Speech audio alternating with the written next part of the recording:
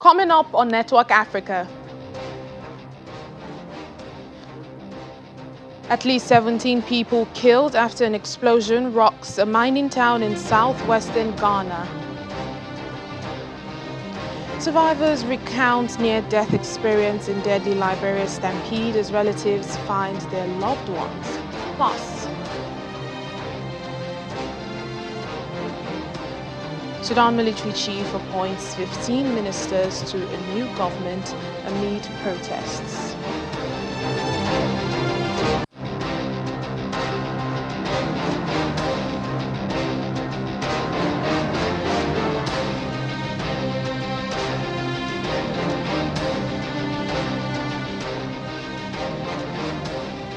Hello and welcome to the program. I'm Layo Adegoke. We begin today in Ghana, where at least 17 people have been killed in a huge explosion near a mining town in the southwestern region.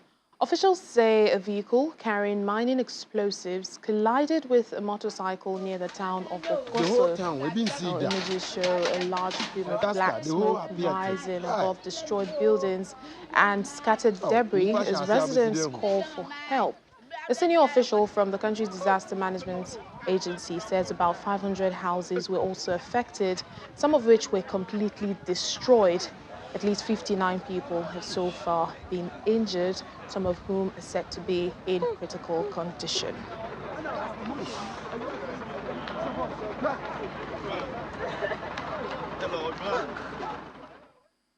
Well, joining us now for more on this is Kojo Samuel, Joy News TV correspondent.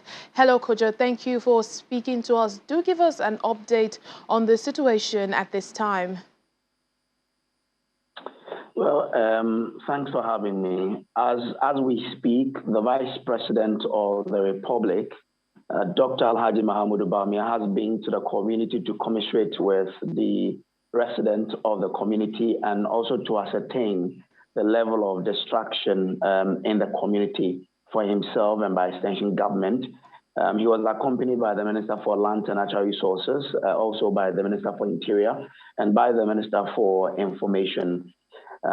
He went there and told the people of how government intends to help them rebuild the community, because as you heard in the earlier video you played, almost everything in the community has been brought down, and so there has to be a rebuilding process.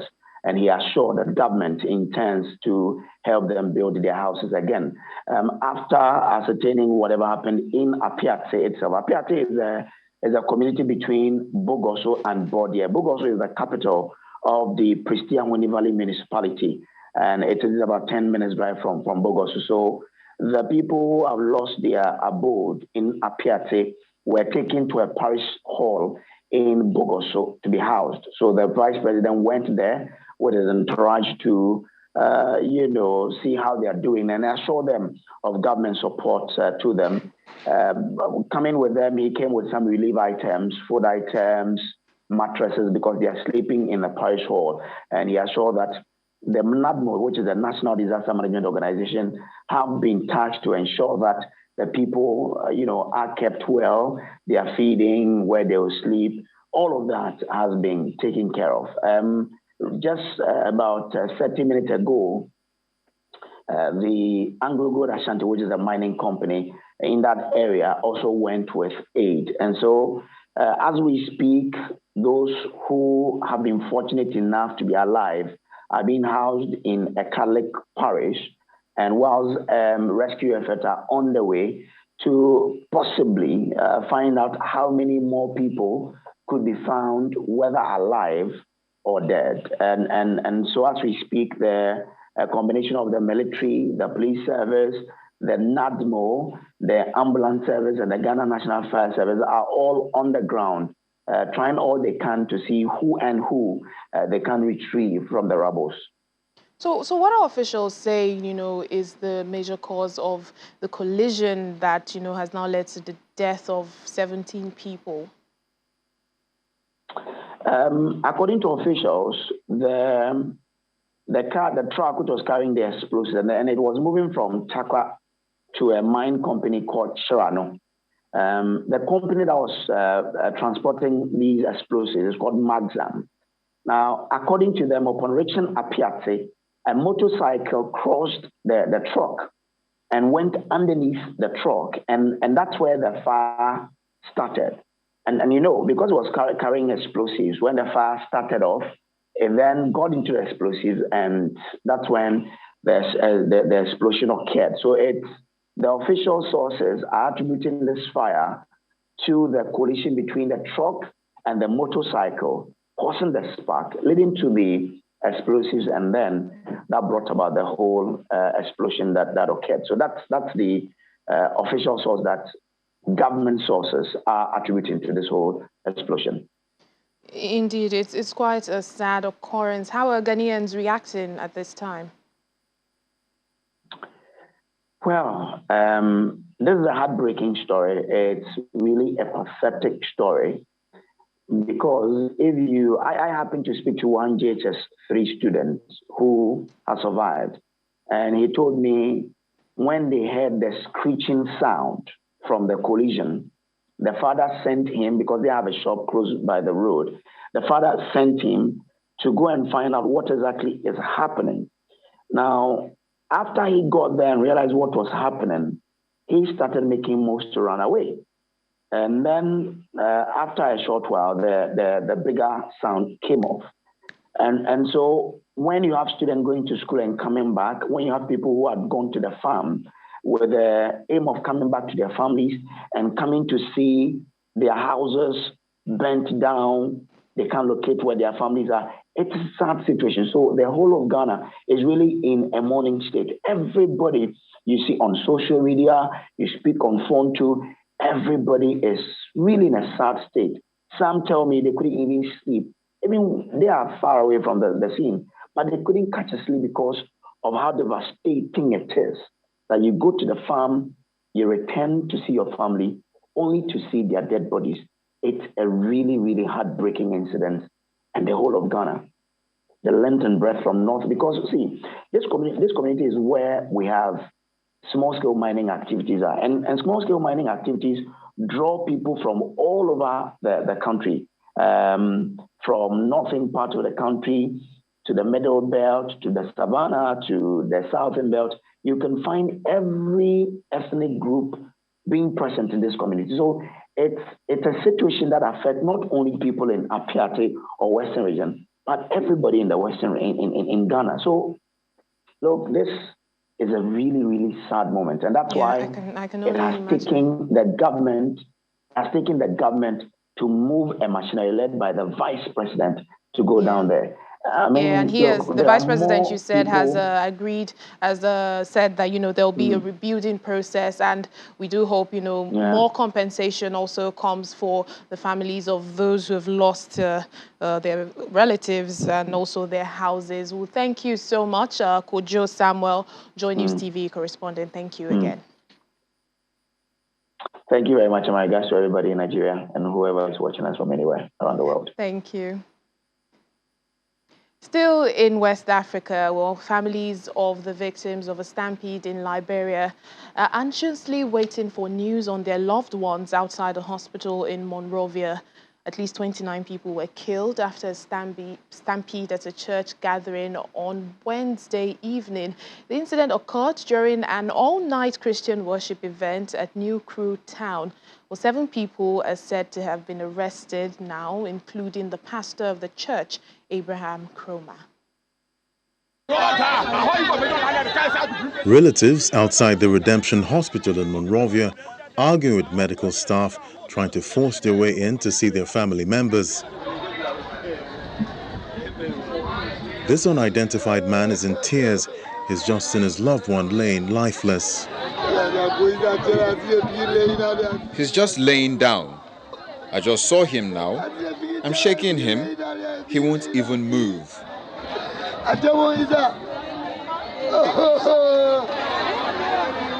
Meanwhile, another man is seeking for answers as he's not sure if his sister is alive. I want to see her. I want them to show me she's there, alive. If I see her, I believe she is okay.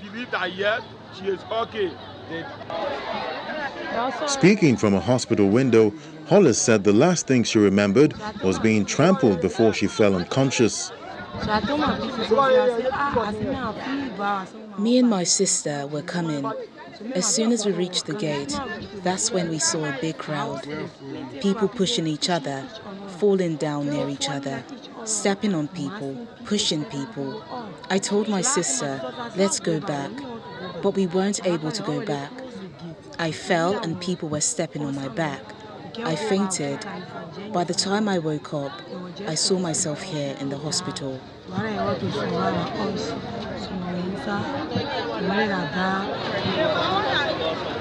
Although police officials have declined to comment on what caused the incident, witnesses say the stampede began after a group of armed men rushed the crowd in an attempt to stage a robbery. Bands of Liberian street gangs known as Zogas commonly commit robberies with machetes and other small weapons.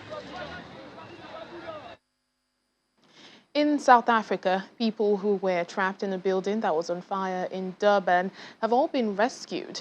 Well, firefighters and paramedics were at the scene of the fire, fighting the inferno at the mall popularly known as China Mall. It's not yet known what caused the fire. Footage shared online shows large clouds of smoke coming from the building. All Channels Television South Africa Bureau Chief Betty Dibia spoke to Dr. James Akpan, a media researcher who gives his eyewitness account. Today in Durban, West Street, and the fire was on the Chinese Mall. That is one of the biggest Chinese mall in Durban. And West Street is a high street, it's a very busy street. That is where most of the businesses are located. And this mall houses a lot of shops there where you sell all kinds of products, especially Chinese products. It's mostly populated by the Chinese, and that's why they call it China Mall. And we're not too sure of what the cause of the fire is, but it was, so you can imagine how busy the mall usually is, especially on a Friday like this, where a lot of people shop, and people not only shop from Durban, people come from outside Durban and also from neighboring countries like Lesotho, Swaziland and all that to come and buy things and go back to their country to sell.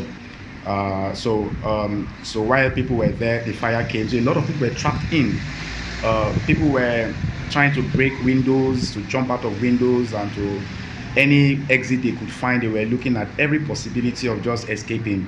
It was quite scary, but the firefighters in Efikwini firefighter came and eventually were able to rescue people. As at now, there isn't any news of any casualty, and I don't think there was any casualty.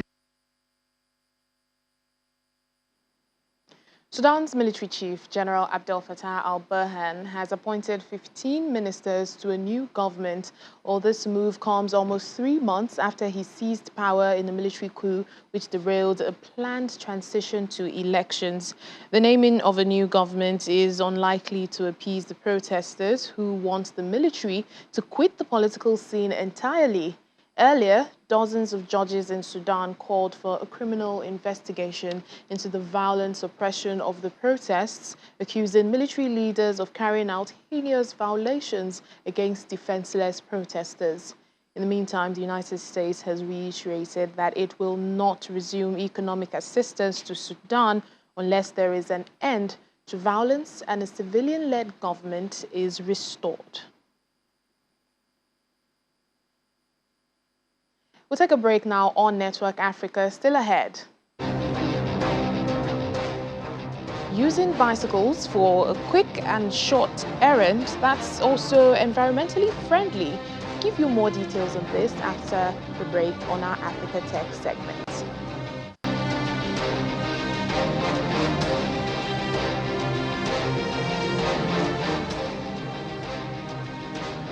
Welcome back to the program. Authorities in Burkina Faso's capital, Ouagadougou, have banned an anti-government protest planned for Saturday, 2 months after another rally turned violent. Government officials say the demonstration, called by a civil society movement called Save Burkina, was prohibited for security reasons. The same group had staged another banned protest in late November 2021 against the failure of President Roch Marc Kabore's government to stop attacks by armed groups affiliated with ISIS and Al-Qaeda. Hundreds of demonstrators defied the ban to take to Ouagadougou streets on November 27, and about a dozen people were injured in clashes with security forces. Emergency medical services personnel in Johannesburg, South Africa, have taken to the streets to protest against violent attacks on their members. Attacks range from ambush after hoax calls, robberies and gunshots, to stabbings and ambulance hijacking. They're now calling on community members to help put a stop to the attacks as they carry out their duties of saving lives. The number of attacks has increased over the years, according to statistics, despite condemnation and security measures to curb the trend.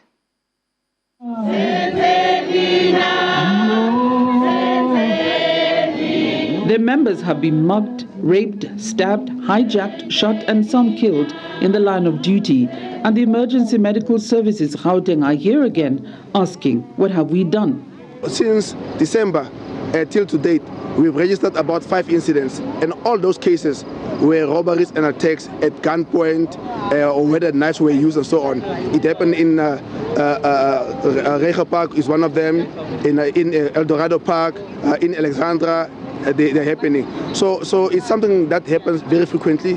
It's not only in Gauteng that we have records of these violent attacks, and the nature and frequency are worrying. Kekeletso Lesesa and a colleague were robbed and all their belongings taken, including their ambulance keys, in Reiger Park in Johannesburg, while attending to a call for a woman in labor at night. It's high time somebody spoke for us, because it is not okay. Imagine having to deliver a baby with your tears running and coming below your chin and reassuring a person that your child is okay after being mugged like that.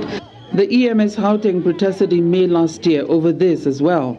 Their march this Friday is to reach out to community members and leaders to help stop the attacks.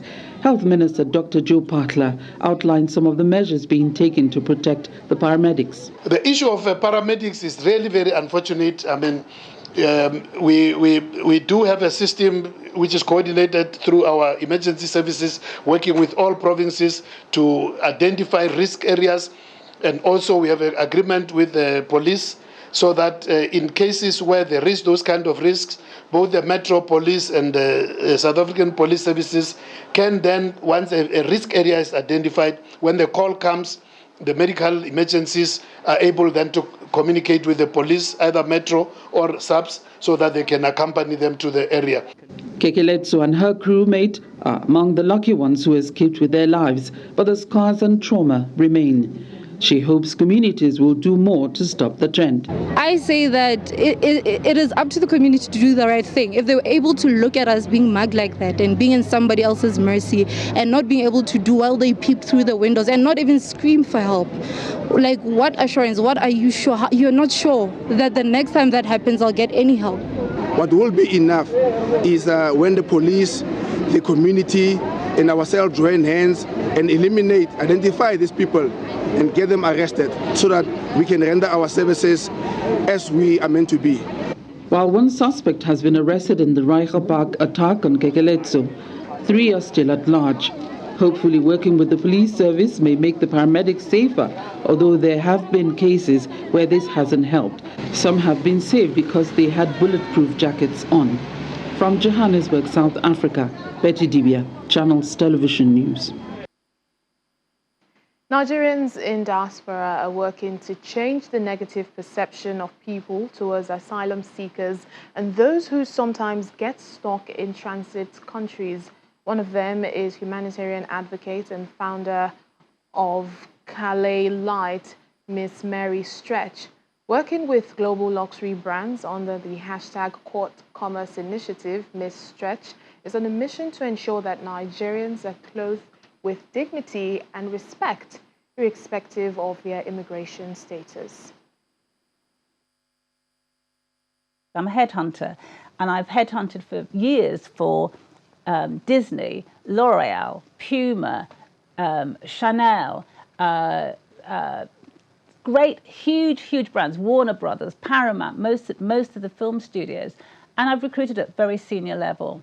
This is what's unique about it. This initiative is called #Court Commerce, because I had to court these commercial operations. I had to beg them and be terribly nice and polite, which I'm not usually in business. I'm quite tough. But I was prepared to put up with anything, because it's not for me. It's to help these people who've been traumatized, who are distressed, who are lonely. I wanted to change the narrative of British perception of them by making them look as good as people walking down Oxford Street in London. They are actually amazing people. They were doctors, architects, shop assistants, taxi drivers. They went shopping in their countries. Even if they just wore their national costume, they looked good, they were clean. Here, they've lost everything. So I wanted to make them look great again. To catch the full interview with the founder of Cali Light, Mary Stretch, do watch Diaspora Network on Saturday at 7:30 p.m.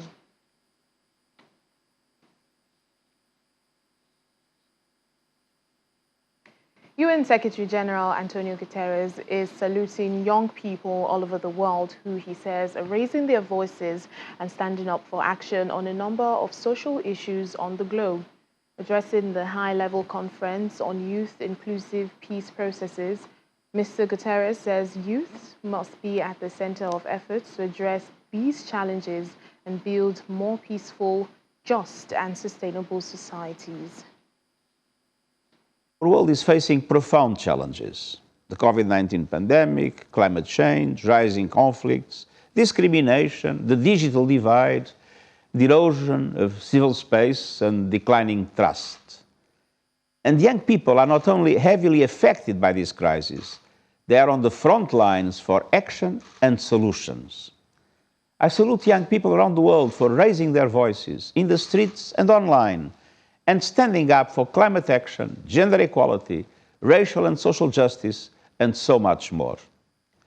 And youth must be at the center of efforts to address these challenges and build more peaceful, just, and sustainable societies. We need to ensure that young people have a seat at the table, forging inclusive solutions that combine peace and security, sustainable development, and human rights. I salute young people for already stepping up and leading by example. You represent a source of innovation, ideas, and solutions. Young people are not only citizens with equal rights, but also powerful agents for change, whose voices must be fully heard.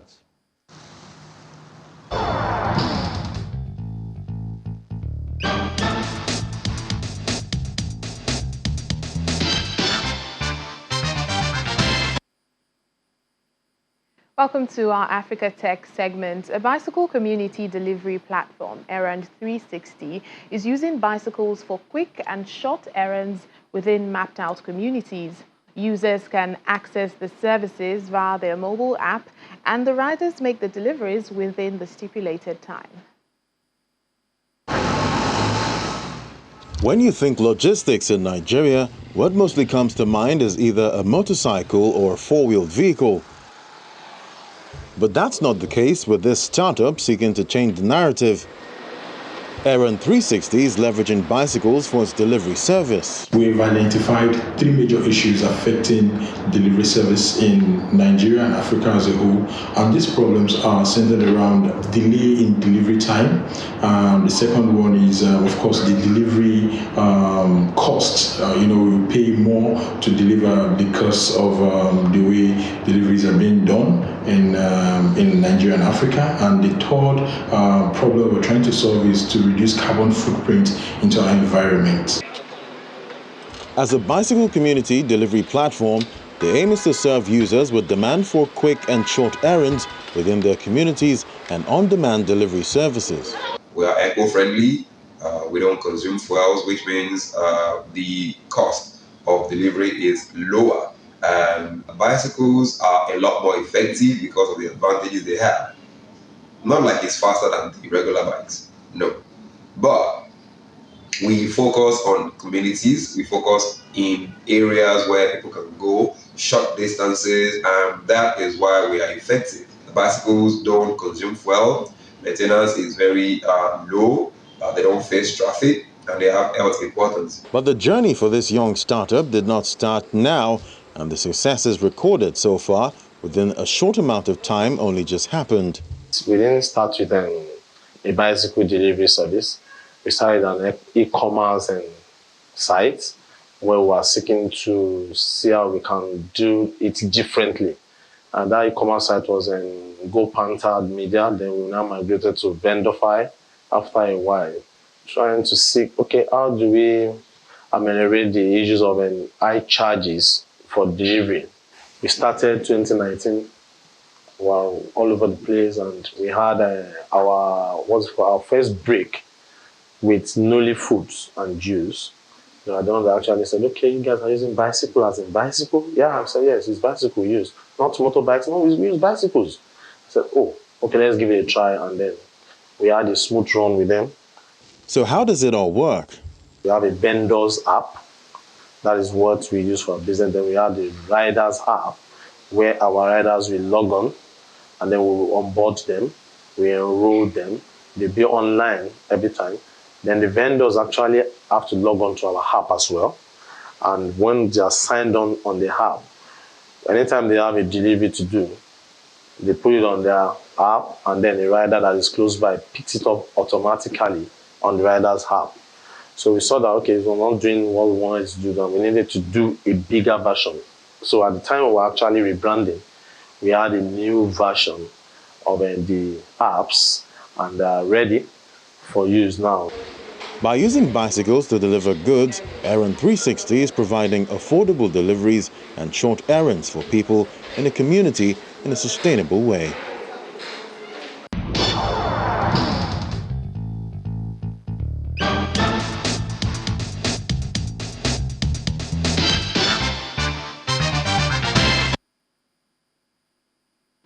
And that's it on the program today. Thank you for watching. I'm Layo Adigoke. Have a great weekend.